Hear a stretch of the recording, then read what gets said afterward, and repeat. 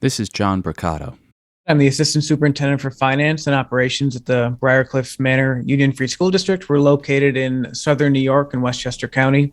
With stints at two different districts in the Buffalo area prior to joining Briarcliff, John has had a meteoric rise in the school business world, something he wasn't expecting fresh out of college. I got all my degrees and everything in technology, thinking that I'd be at like Google or Apple by now. I'll save you all the details, but fell into kind of the school realm and really got into school finance and really has become a passion of mine. So there's a lot of things I'm involved with, one of which being the ASBO Board of Directors. I'm on a couple other local boards here. And I have the SBO Perspectives podcast where we really try to focus in on all things school finance, whether it be conversations with fellow business officials or legislators or superintendents. So it's been an exciting journey. I've been in the profession about 6 years now, and it just seems to get better every year. What does it take to be a successful school business official? How does one make a long-lasting positive impact, not just on the district, but on the community at large? I think the biggest mistake that people make when crafting a long-range financial plan is overcomplicating it. The lens that I take when building a long-range financial plan is who really is going to be reading this and who do I intend to consume this information? From Frontline Education, this is Field Trip.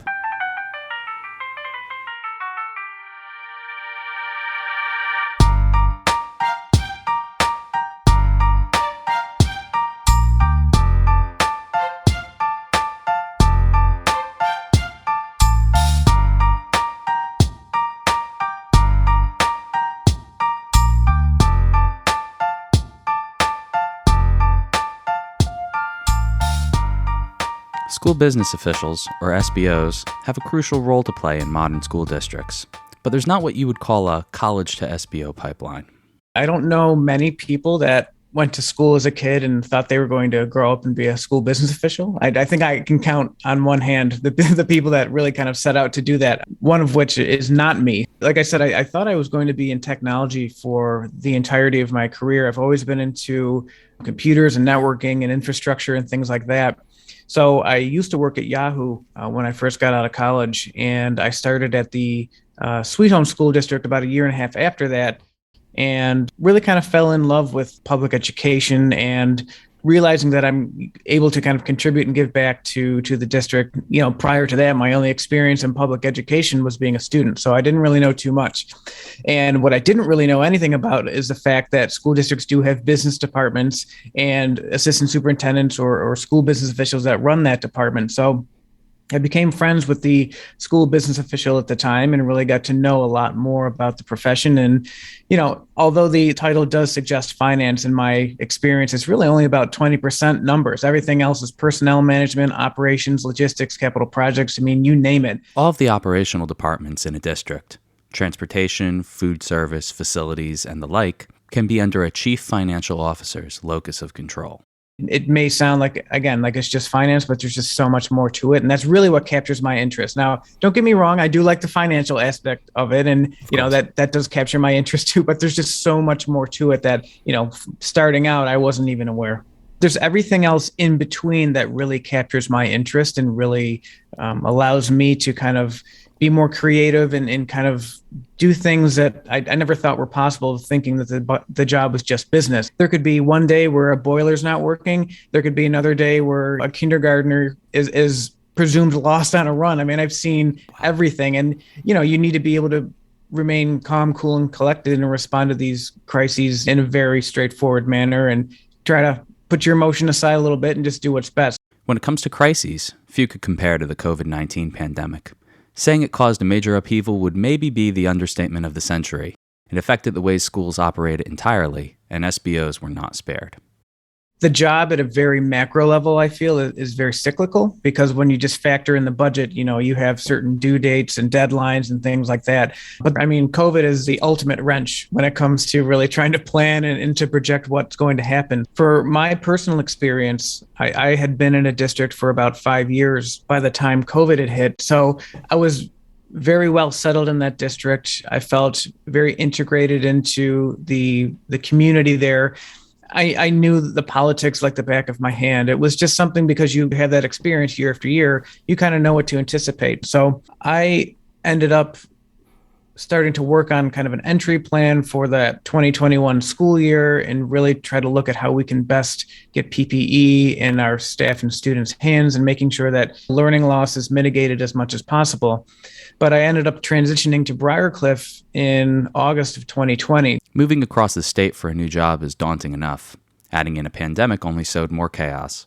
John leaned on his data analytics practice as a source of stability and guidance. So I've been a huge fan and a huge proponent of the 5Cast analytics software. And that was something that I used to prepare for my interview at Briarcliff Manor. And even before interview preparation, I used that and the 5Sight tool, the comparative analytics tool in Frontline, to kind of open my eyes and let me make the decision, do I even want to apply at this district? So I was able to dive in and look at their finances, look at their financial history, and all these things that we have to consider as business officials to say, is this a challenge that I want to take on? Fast forwarding to the actual interview process, part of that was to do like a financial health analysis of the district. So I was able to leverage those tools to really put a polished presentation together and to articulate what I thought the challenges were going to be for the 2021 school year. The presentation won him the job at Briarcliff. A few months after starting at the district, Briarcliff's superintendent let John know that he was the only candidate who used that level of data to articulate his vision for the district. I was able to really just kind of hit the ground running because I knew where the pain points were. I knew what we were up against as a district. So I wasn't spending my first couple of months trying to figure out where we were. I knew that already. I just needed to figure out how can we best allocate our resources to get to the next level throughout this pandemic. It was an incredibly challenging learning curve coming into a brand new district under the pandemic. But I will say that having that experience, not only under the pandemic, but in this district specifically, I think has made me a much more qualified and capable business official because it challenged me to think in new and different ways.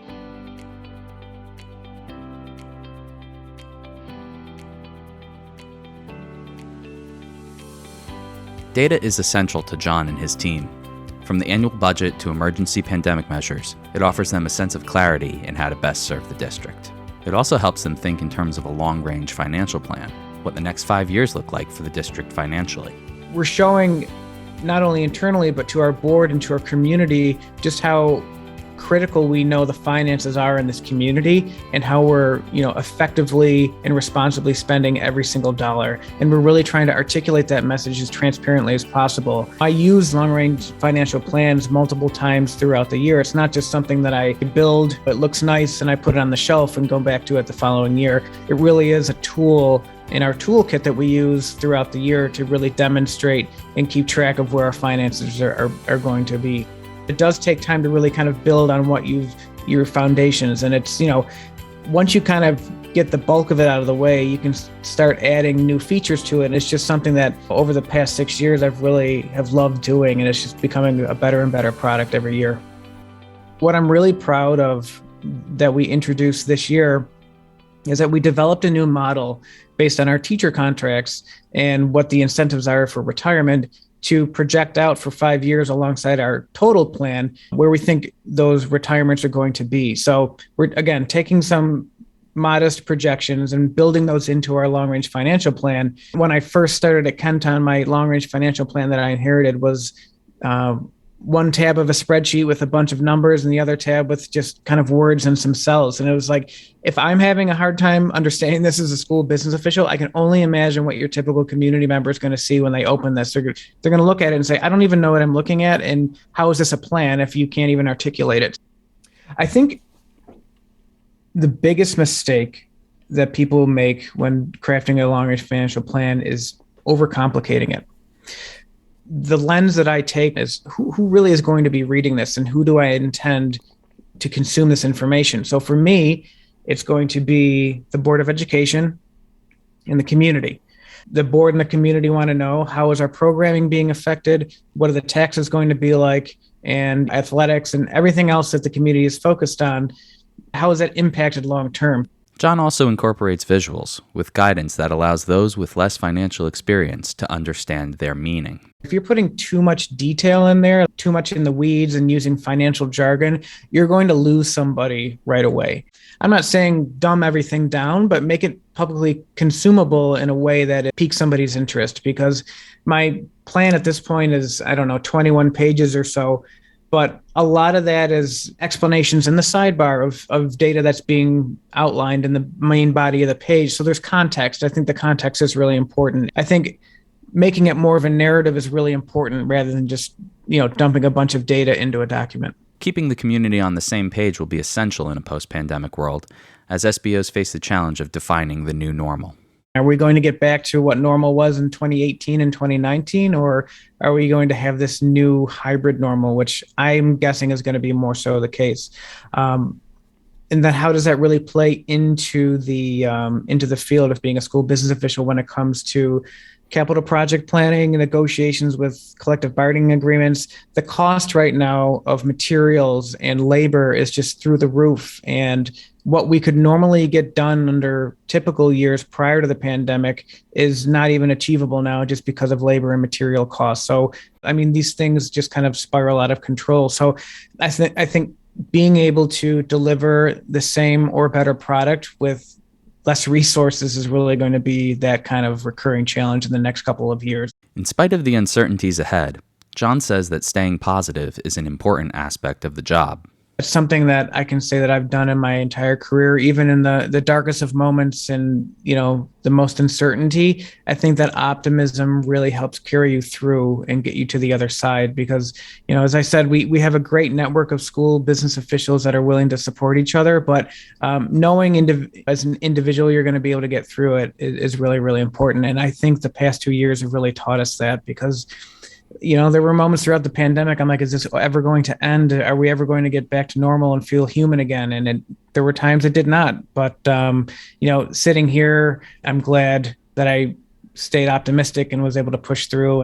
That sense of optimism, combined with the solid long-range financial plan, has had a major positive impact on Briarcliff.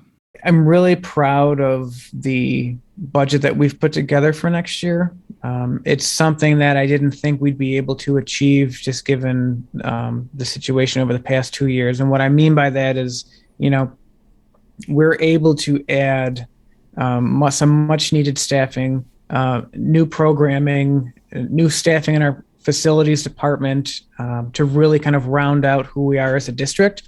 And we're able to accomplish all of that with minimal impact to the taxpayers. And it's something that we strive to do every year, but is typically not achievable. But, we were able to be incredibly strategic with our budgeting over the past couple of years to bring us to this point. I would say that our community is really appreciative of that. And I can say without a doubt, internally, we are very appreciative of our community and their support.